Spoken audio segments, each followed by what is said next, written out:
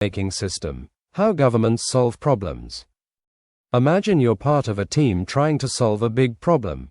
Let's say, a local park is overrun with trash and needs cleaning up. What's your first step? Do you rally your friends to help? Do you talk to local authorities? Maybe you brainstorm ways to prevent littering in the future. The process you go through, from identifying the problem to taking action, is a lot like how governments make policies. The policymaking system is a process governments use to tackle problems, make rules, and figure out solutions for society. It's not just about coming up with laws. It's about understanding what people need, deciding on priorities, and making sure policies actually work. Starting with inputs and outputs. Every policy starts with a problem. These problems, or inputs, are the issues people care about and bring to the government's attention. Think of things like climate change, rising college costs, or public safety. People might demand action, like stricter environmental laws, or they might support a proposed idea, like funding for a new park. The government's response to these inputs is what we call outputs. These are the policies, laws, or programs created to address the problem. For example, if people demand safer streets, the government might respond by hiring more police officers or installing better streetlights. But here's the catch: policies don't always work perfectly the first time. That's where feedback comes in. If people feel a policy isn't working, like a traffic law that causes more confusion than safety, they can voice their concerns. This feedback helps governments adjust and improve. Who's involved? Policies aren't created in a vacuum. Many people and groups are part of the process. Let's break them down. 1. Government actors. These are the people you probably think of first: politicians, government workers, and judges. They debate, write, and enforce the policies we live by. 2. Non-governmental actors. These are groups and individuals outside the government who influence policymaking. Think of businesses lobbying for lower taxes, activists pushing for climate action, or journalists shining a light on important issues. Even regular citizens like you can play a role by voting or joining a protest. The environments that shape policy. Policies don't just appear out of nowhere. They're shaped by 3 big environments. 1. The political environment. This includes political parties, elected leaders, and public opinion. For example, if a majority of voters support stronger gun laws, political leaders might prioritize that issue. 2. The social environment.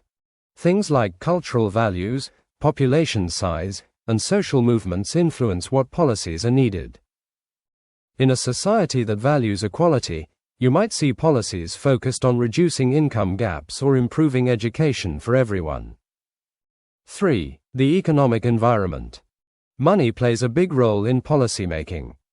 If the economy is strong, governments might invest in ambitious projects like renewable energy. But in tough times, they might focus on cutting costs and saving money. How does the system work? The policymaking system follows a cycle, a series of steps that repeat as new problems arise and policies evolve. Here's how it works. 1. Identifying problems. It all begins when people or groups bring attention to an issue. Maybe it's a spike in homelessness or concerns about pollution. 2. Agenda setting. Not every problem gets immediate attention. The government has to decide which issues are most urgent and should be tackled first. 3. Formulating solutions. Once a problem is on the agenda, experts and officials brainstorm solutions. For example, they might suggest building more affordable housing to address homelessness. 4. Adoption. After debating and refining the options, the government chooses one solution and officially approves it. 5. Implementation. This is where the action happens. Policies are put into practice, laws are enforced, programs are rolled out, and changes begin. 6. Evaluation. Finally, the government looks at the results. Did the policy solve the problem? If not, they might revise it or scrap it altogether. This cycle is ongoing. Policies are constantly being reviewed and adjusted based on what works and what doesn't. Why is policymaking complicated? Making policies isn't as simple as just fixing a problem. There are challenges that make the process tricky.